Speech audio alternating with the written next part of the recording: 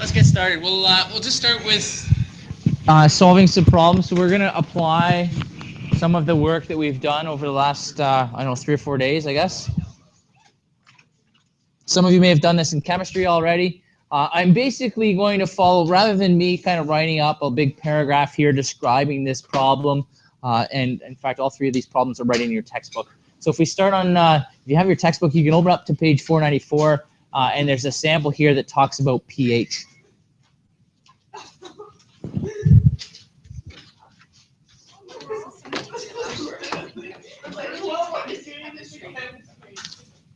And I saw log in chemistry the other day. Yeah, that's what you guys do. Normally, Miss Bray gets to the log stuff before I do, and so you guys do it in chemistry, and you get here. Oh, this is really easy. But somehow this time I beat her to it. I guess I'm not sure how that happened, but anyway. So if you look on page 494 in your textbook, you'll see that there's an example there with a pH scale. So a pH scale is a measure of how acidic I guess solution would be, and the scale goes from is it 0 to 14.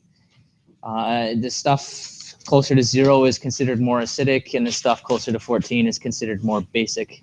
It's very much a logarithmic scale, meaning that something that has a pH of 2 isn't twice as acidic or basic, I guess, depending which way you go, than something that would have a pH of 1, for instance.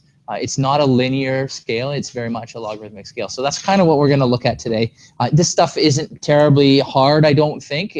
I should let you know that for any questions on a test that involve pH, I'm not going to expect you to know the formula for the concentration of hydrogen. You know, if you're in chemistry, you probably know the formula, or will by the time you get to the end of your unit in this stuff in chemistry. Similarly, I'm not going to expect you to know the formula for, we'll do an example with sound intensity. Sound's measured in decibels. Again, it's a logarithmic scale, meaning that something that's 20 decibels isn't twice as loud as something that is 10 decibels, because it's a logarithmic scale. So we'll go through an example here.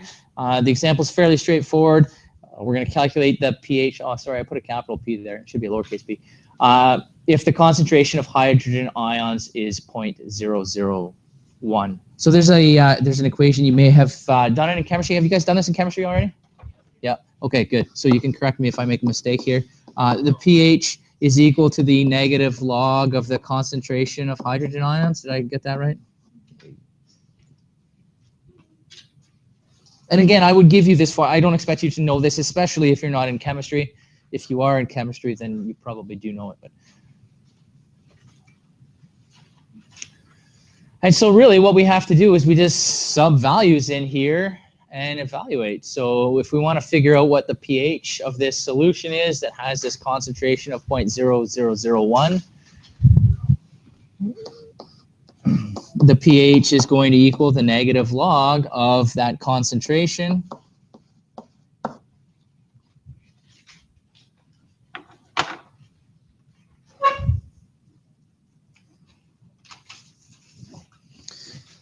Now you could go to your calculator, but the nice thing here is that this is in base 10, so the calculations are actually fairly straightforward.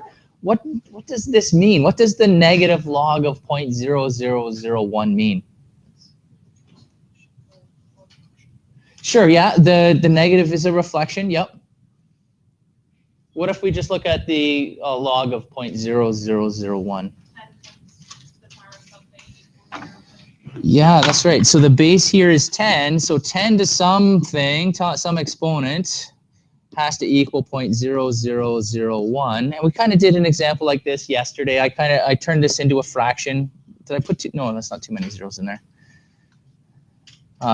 So you could do that again. How many zeros do we need? I feel like we need 4.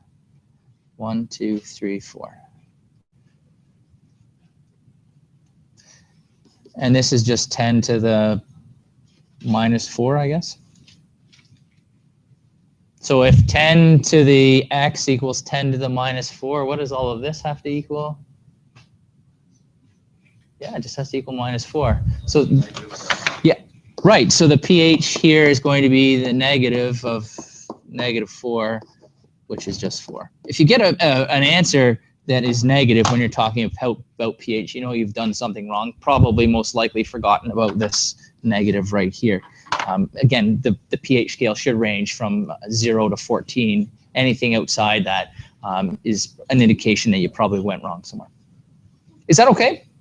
So this obviously is an application, very specific to chemistry, and you guys do a lot of work with that. We should look at going the other way. If the pH of lemon juice is 2, find the concentration. Again, we use the same equation, same formula. Plug in the pH equal to 2.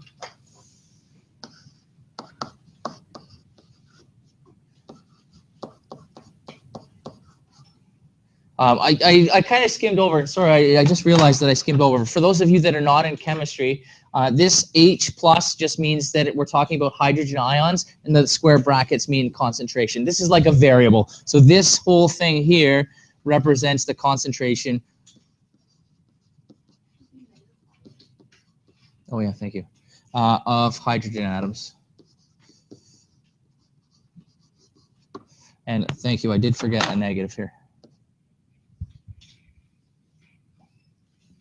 So now we have the equation. We're trying to find this concentration of hydrogen. Where do we go from here? Isn't that the chemistry equation?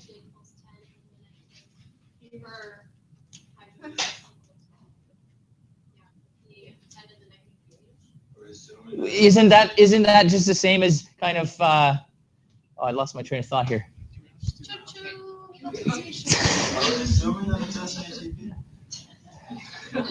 Sure.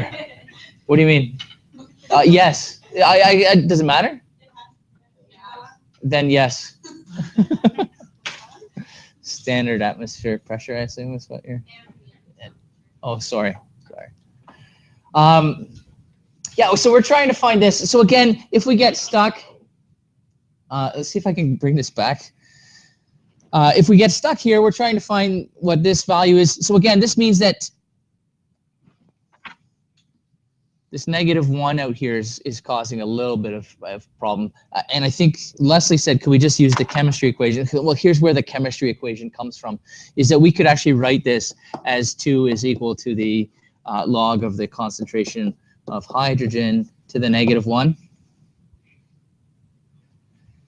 And then if we change this into exponential form, this means that 10 squared is equal to the concentration of hydrogen to the -1. Sorry, Leslie, I'll move that. Is this how we do it in chemistry? Oh yeah, sure. It's the same way. It's just the reasoning behind why you do it.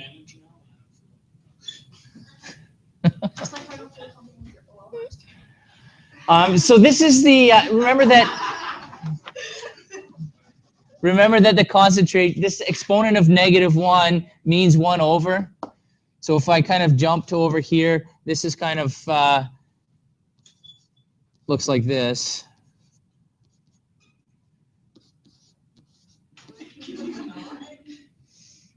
And if we want to solve this for the constant, I'm writing out all the steps here so that you can kind of see and follow along.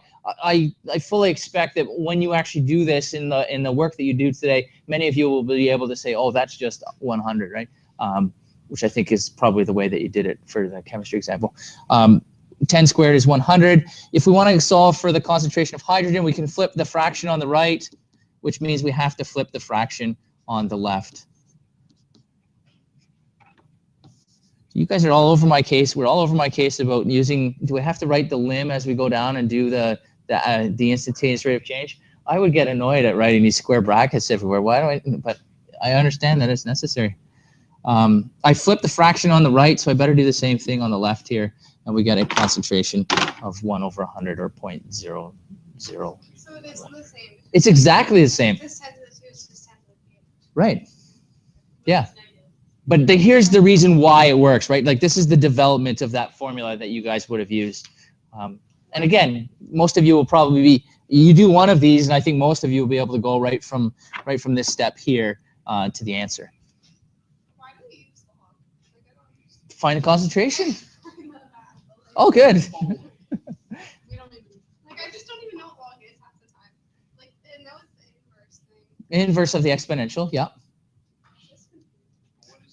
And we use logs. Remember, the big thing that we use it for is to if there's a variable in the exponent and we want to find that variable, instead of the guess and check method that you used in grade 11, then we can actually take the log of both sides and then use that rule, the power rule, to pull the exponent down in front. So that's where it's very useful. I was gonna, maybe it's worth doing this one as well. Yeah, let's go ahead. How much stronger is an acid with a pH of 1.6 than an acid of 2.5, than a pH, pardon me, of 2.5? Again, we can't just take the two values here that are pHs and divide them, because it is a logarithmic scale. So we actually have to find the concentration of each, and then we can go ahead and do the division. Is it worth, well, why don't I let you guys do that? Take a minute, calculate the concentration.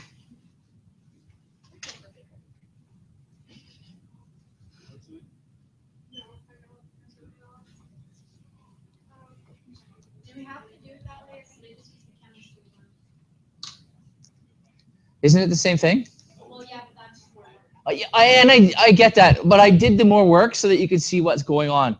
I fully expect that many of you will be able to kind of jump from here down to the answer. I don't really care which way you do it, just do it. Which is kind of what we did here, right? Like, yeah. That's fine. So I would put a number that equals negative. Yep.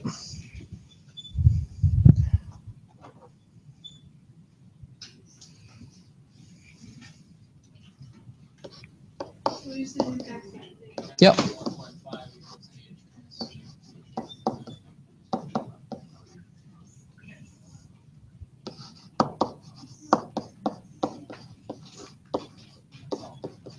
Is that your foot? Yeah, I keep on banging into it by accident. What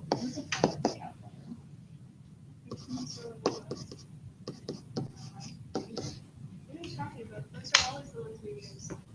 I've never used that one. I use them all the time. You're high.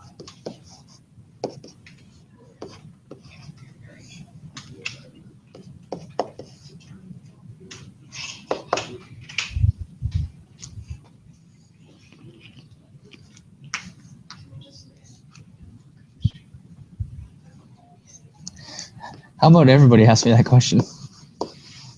Yeah, you can use the chemistry equation. I mean, it's the same equation. But if you know, those of you that are doing chemistry, you've already figured out that this is the same as this, which is fine. I mean, go ahead and skip those steps. That's fine. Wait, was there supposed to be a negative? There was, but I skipped that step. Because there's no negative. There is. But it's on the H, right? But then I did it over here. So rather than writing it as, I mean, this is 10 to the negative 2. Concentration of hydrogen. Yeah. And then the periodic table element. Because they're ions, which means that they have a positive charge. I was going to say polarity, but that's electricity.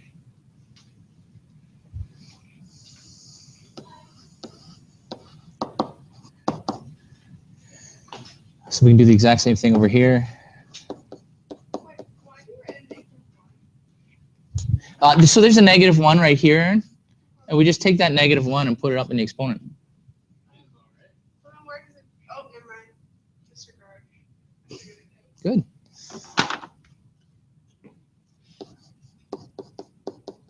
Oh wait, maybe it is. I thought that the negative went over and made the exponent on the 10 negative. But why doesn't it process the? That's a good question, and you have to be careful about how you see that. I mean, I kind of skipped some steps because it looked like you guys were ready for me to skip some steps. What? And the reason for that is that let's do this one. Is it okay if we kind of look at this one as a sample? So this becomes 2.5 is equal to the concentration of hydrogen to the negative 1. And we could write this as 1 over the concentration of hydrogen is equal to 2.5. If I want to solve for the concentration of hydrogen, I could easily just flip this fraction upside down. But if I flip the fraction upside down on this side, I have to do the same thing over here. And that's like having 2.5 to the negative 1. I lost my 10 somehow. Sorry, yeah, I lost the 10s in here. I did all that explanation and realized I forgot the 10. We did the log, so I should have actually had 2.5 is equal to the log of this. So it's, yeah. I'm going to do this again so that if Owen's watching, he can see what's going on.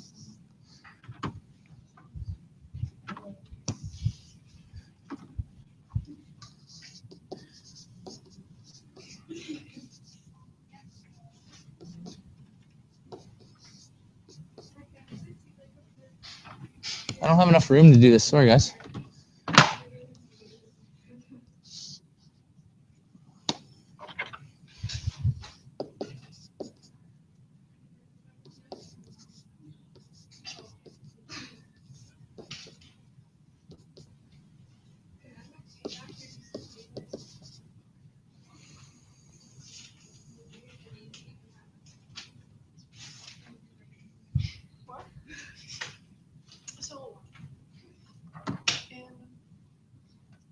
So like in the first example, you did 1.6 and then you took -1 and you did -1.6, where on this side you flipped. Yeah, I mean, it's the same thing, right? Yeah. Yeah. We could have done, I should have maybe been consistent, I guess. No, I'm okay with that. Yeah.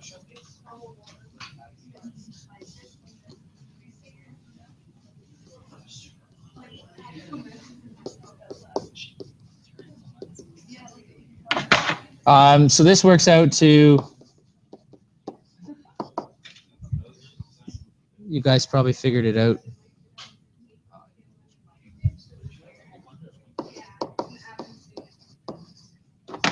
So now that we've found the concentration, remember the question asked how much stronger, and let's just for a moment pretend that the concentration here was 4 and the concentration here was 2. How much stronger is the one compared to the other? How'd you get that? Oh, let's try it again then. Instead of 4 and 2, let's try the concentration here was 6 and the concentration here was 2. How much stronger? Oh, that's interesting. It's 3 times, right? It's 3 times stronger. That's 3 times the concentration. So when it asks you for how much stronger is one acid compared to the other, we want to know that ratio between them. So we're going to divide. Cam is on the ball.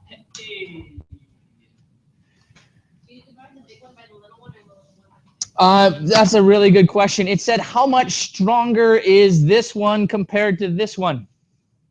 So again, if I said that this one is 6 and this is, sorry, if this one is, so this, remember that the stronger, how much stronger is an acid? So yeah, in this case, thank you, that's a good question. In this case, when we're talking about acids, it's a stronger acid if the value is lower, if it's closer to 0. So we want to take the lower one and divide it by the...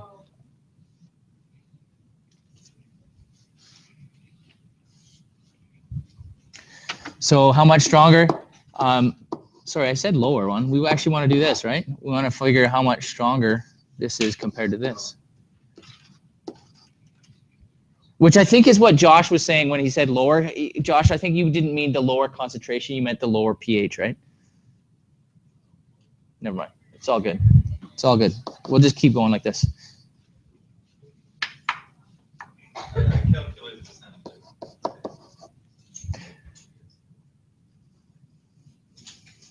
So that means that the one is 7.8 times the strength of the other one. And you could double check, right? You take the smaller one, multiply it by 7.8, and you should get the bigger one. Really?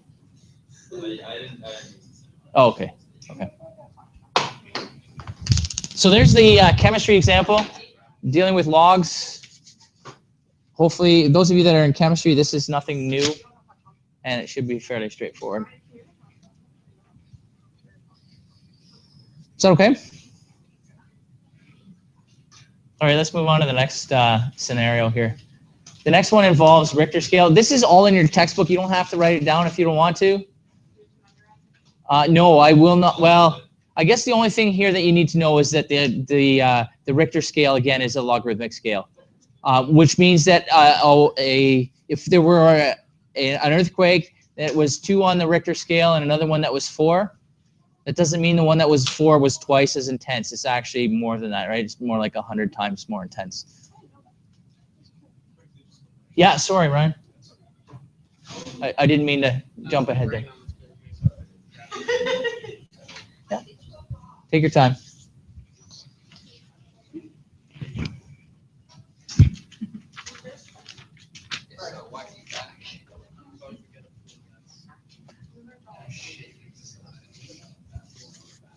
So yeah, and that's why when you hear of earthquakes that are in the sort of 6 to 7 range, those are very serious, and a 6.6 is quite a bit worse than a 6.7, say, on the Richter scale. Again, because it's not just it's not a linear scale. Again, it's a logarithmic scale.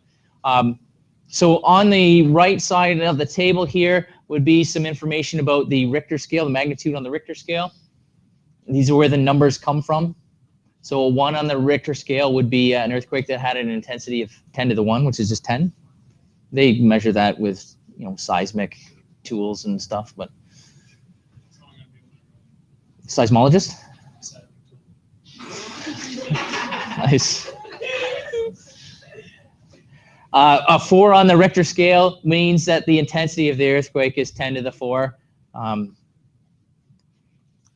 And similarly, a 5.8 is 10 to the 5.8. So this is kind of how those numbers come about.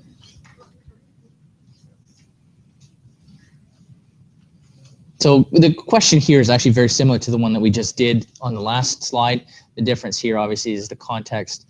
The question says, if the average earthquake measures 4.5 on the Richter scale, how much more intense is an earthquake that measures 8? I'll give you a chance to jot that down. So again, because it is a logarithmic scale, we can't just take 8 and divide it by 4.5 and say it's whatever, however many times that is, almost 2 times. It's way more than 2 times the intensity. So what we have to do is we have to convert to intensity first, and then we can go ahead and do the division.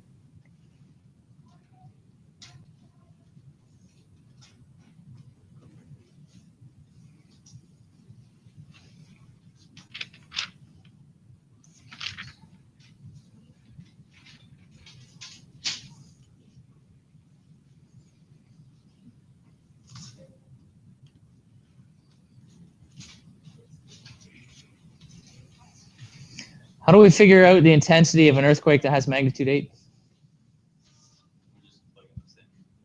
Yeah, just 10 to the 8.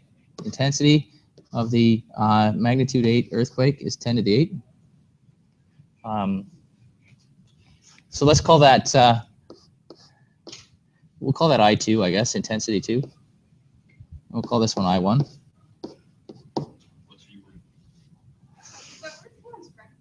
Richter. Yeah. What about an earthquake that measures 4.5 on the Richter scale? How do we find its intensity? 10 to the 4.5. So I mean, this is really easy. We didn't have to we didn't have to do the calculations per se that we had to do for the chemistry example. We now have the intensities. We could leave them like this, or if we really wanted to, we could actually write 10 to the 8 is 1 followed by a whole bunch of zeros. Let's just leave it like this. We just want to compare these to see how much greater one is than the other. How are we going to do that? Divide them. So let's take 10 to the 8 and divide it by 10 to the 4.5. And again, in order to do that, we can use the laws of exponents and just subtract. Remember that when we divide powers with the same base, we keep the base and we subtract the exponents. What do we get there? 3.5? 3.5?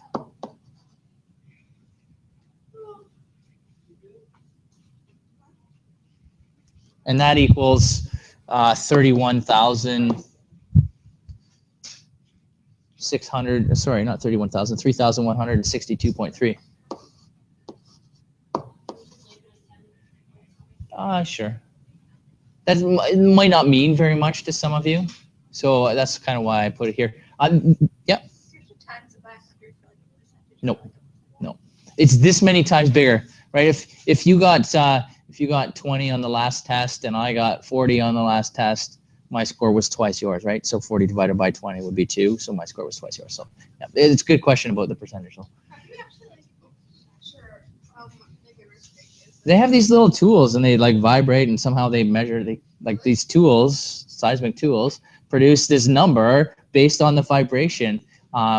I don't know exactly how it works, but that's basically what happens. The stronger the vibration, the more the intensity. And then they report that intensity as a number on the Richter scale because that's more meaningful to people than saying, oh, the intensity is 10 to the 8. You know, so we have this scale that goes from 1 to, well, I guess it could go for a long time, but I don't know that there's ever been, it'd be an interesting thing to look up what the strongest earthquake ever is. Richard. I don't know. I suppose it could. Because I know like 8 and like 9s are really bad. Yeah, really bad. Really bad. Even 7s. Like if there was a 7, that could do some serious damage. So here you can see here that the 10 to the 8 is 3,000 times more intense than the average earthquake. Why didn't we put it in? Because we didn't have to. Because we knew of this right here, the relationship. We know that the intensity is just whatever the Richter scale measurement is as the exponent on 10. So, is that okay? Why is it that, like, if you divide it into 10 to the 8, like, it'll cause a tsunami somewhere twice, or just less than twice as much? Tony, what did you say? Because remember that when you divide this, we have to subtract the exponents, which is 10 to the 3.5. So I see what you're saying, but anybody find the most strongest earthquake ever measured? 1916 in Chile, and it caused 8.1. 8.1. and then it caused a tsunami in Chile, Hawaii, and Philippines. I feel like 8.1 New Zealand, Southeast Australia. Yeah. I guess so. Isn't like Haiti or something have one that was like almost 9? I don't know. Somewhere in it. I don't know if it's Haiti. I mean, there was one, yeah. Okay, so the next one involves sound intensity. Again, there is a formula that goes with this. I'll write it down for you. Again, I don't expect you to memorize the formula.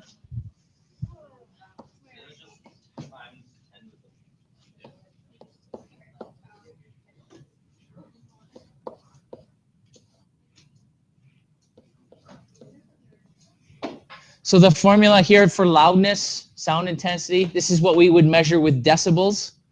You know, you go to a concert and you take out your phone and measure the decibel level and you make sure you're standing far enough back that you're not closer to anything over 100 decibels can seriously damage your hearing. But You bought a concert ticket for nothing, then you can do that.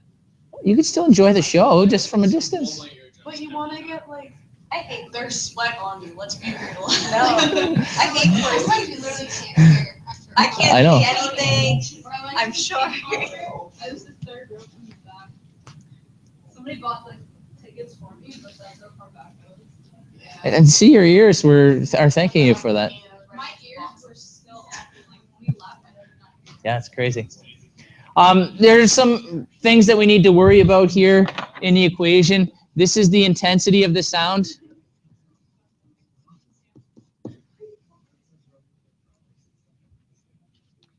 And the intensity is measured in watts per meter squared.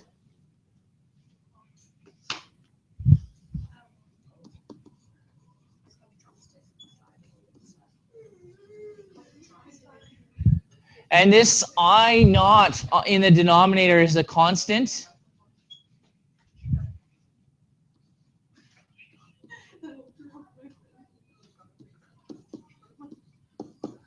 And it's just equal to 10 to the minus 12. Why? It just is. I guess somebody has kind of done I mean, I don't know enough about the science behind it to tell you why, but obviously somebody has done some work and figured out that, hey, this is, which was what we're going to do, yeah. I think it might depend, Leslie, on the medium that the sound is traveling through. So in air, it's 10 to the minus 12, but if you're looking at the intensity in water, for instance, then it might be some other constant value. We're not going to worry about that. Right. All of the sound that we're going to measure or talk about will be in air. So that's what we're just going to make that constant 10 to the minus 12. Loudness, yeah. So scientific. It should be like beep. Loudness, and this is measured in decibels.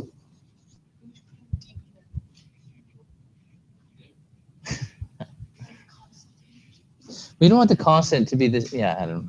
Never mind. The symbol, the sound of a subway, is that like a sandwich, a store, or? It's definitely a sandwich. I don't think a sandwich makes very much noise. But let's say that the subway here is the train. I'll put that in brackets. So Owen's at home laughing his head off right now because he lives in Toronto, and people who talk about the subway talk about the train and not the sandwich or the store. But anyway, again, there's a table on page 498 in your textbook that gives you some measurements for subways and rock concerts. So we're just gonna pull those right out of here. How many times more intense is the sound of a rock concert? So we need a rock concert.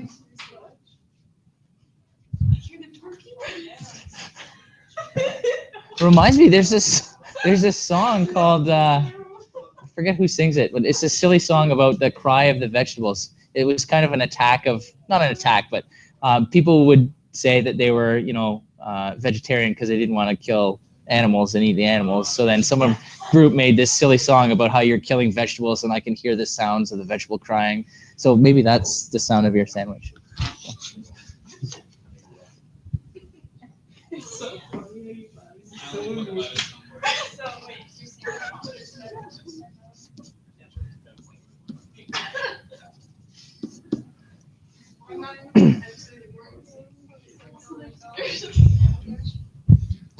So the concert has a loudness of 120, and the subway has a loudness of 90, and this is measured in decibels. Decibels. Deci is like a prefix for 10. Decimeter. So Decibel. measured originally from how loud and how That's a good question. Good research project maybe over the holidays. All right, so let's calculate that. We'll do our calculations here. We'll calculate the intensity of the concert, the intensity of the subway, and then we can compare them.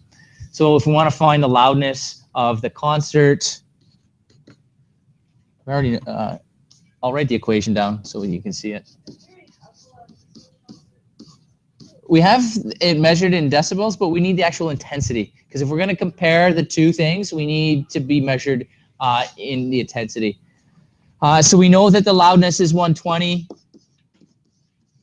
We don't know the intensity, but we do know that this is 10 to the minus 12.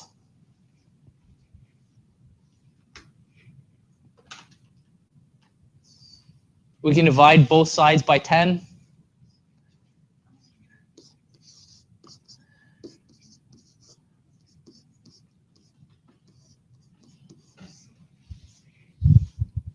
Well, this is a good review of the work that we did yesterday.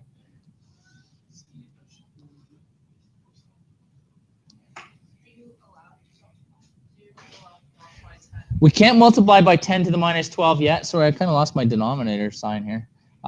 We can't multiply by 10 to the minus 12 because remember, we're taking the log of that. So what are we going to do instead? Yeah, once we get stuck, we're stuck in this form, this log form. We're not sure where to go. We can switch out into exponential. So this means that 10 to the 12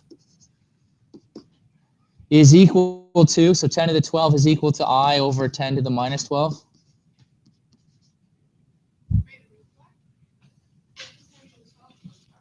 That's what I naught is. It's a constant, and it's always going, for our work, will always be equal to 10 to the minus 12. So this is the the 10 to the minus 12 is the constant, so that's this right here. This 10 to the 12 comes from jumping out of logarithmic form into exponential form. The base is 10, the exponent is 12, and that equals this right here.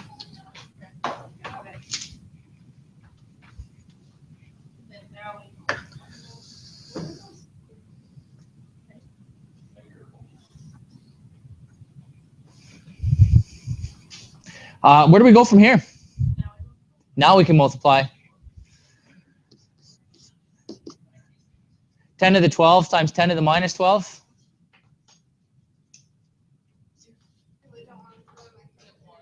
Yeah, you shouldn't need to put that into your calculator.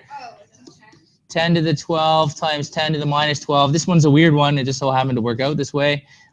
When you multiply powers with the same base, you add the exponents.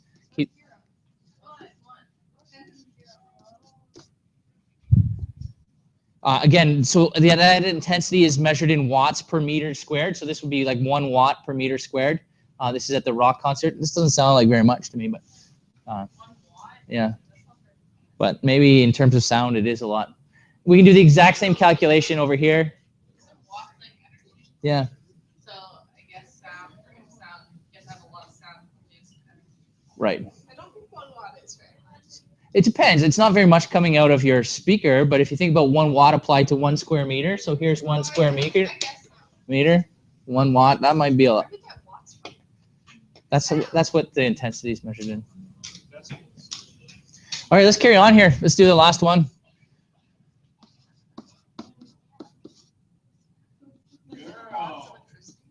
Yeah, or energy.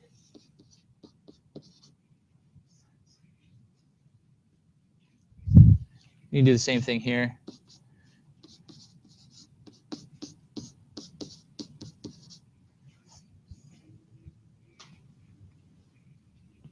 And then from there, we can jump out of the logarithmic form to exponential form. So this is 10 to the 9 is equal to I over 10 to the minus 12.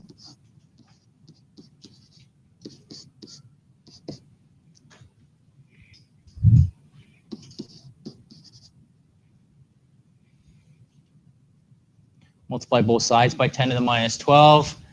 Negative 12 plus 9 is 3. Negative 3, thank you. And then again, we want to compare them. How much stronger is this one on the left compared to the one on the right? So we can compare them.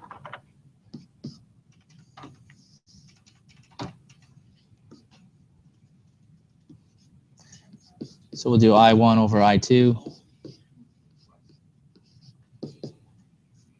It's 1 over 10 to the minus 3. What'd you get? Somebody said it. Is it 10,000? 1,000? So the subway, not the sandwich, but the train, is 1,000 times, has 1,000 times the sound intensity of the rock concert. Say that again? The concert is more than Oh yeah, sorry. Yeah, I got that backwards. You're right. Yeah, the concert is 1,000 times louder than the subway. Obviously, the subway measurement is dependent on how far away you are from that subway, but presumably this is like standing right at the subway. Any questions? So basically, this section involves you guys just doing a little bit of practice with these types of scenarios. So in case it does, it doesn't really matter with the Right. Right. Right. We're just comparing. Right. Yeah. Right. Yeah. Is that okay? The other way? Sorry, Ryan. Didn't mean to. Is that okay?